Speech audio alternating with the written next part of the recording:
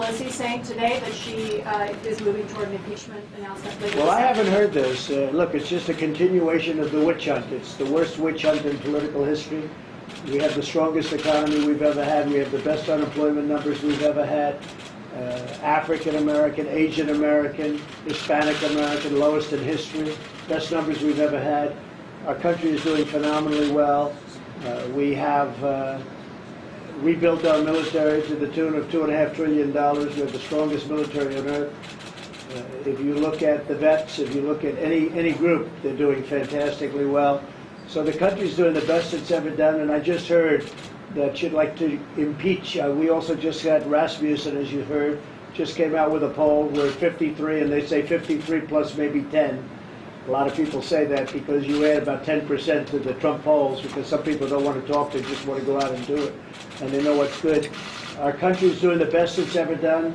They're going to lose the election, and they figure this is a thing to do. This never happened where we're in the election. And, I mean, if she does that, they all say that's a positive for me from the election. You could also say, who needs it? It's bad for the country. Then they wonder why they don't get gun legislation done. Then they wonder why they don't get drug prices lowered. Because all they do is talk nonsense. No more infrastructure bills, no more anything. All they do, that's all they do. You watch Jerry Nadler and Schiff. You know, Schiff has been doing this stuff for 3.5 years. It's the craziest thing anybody's ever seen. And other countries, like today we're with Iraq and we were with other countries during the day, and every one of them says how crazy it is. We have the strongest country in the world, the best economy we've ever had, and she's talking impeachment. So I think that, and by the way, she hasn't even seen the phone call. The phone call was perfect. The call that wasn't perfect and the words that weren't perfect were Joe Biden with respect to his son. And his son takes away millions of dollars out of Ukraine and millions of dollars out of China. And you don't talk about that. It's a real disgrace. But the good news is the voters get it. This is why they say it's good for the election. But you know what?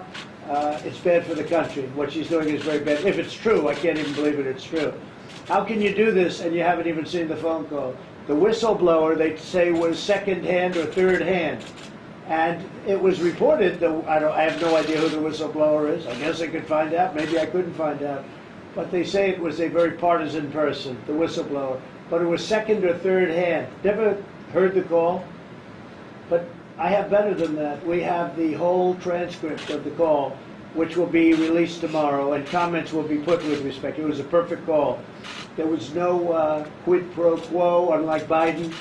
There was no nothing. It was a perfect call, a very nice call. And in fact, I thought this was very nice. Ukraine just came out and made a very good statement. It was a very good call. There was no pressure put on them whatsoever. Thank you all very much. Appreciate it. Thank you.